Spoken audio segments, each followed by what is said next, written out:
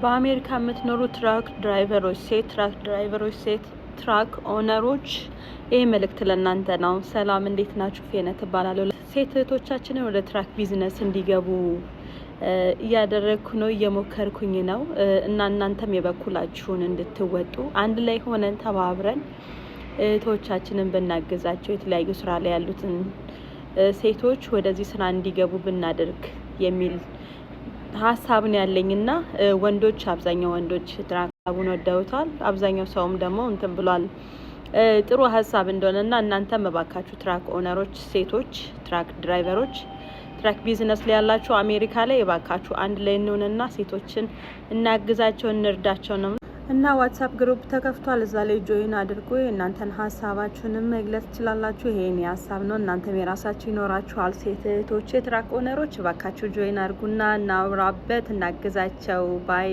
ድራይቭ ሴፍ ሼር ዱ ኢት ሪፖስት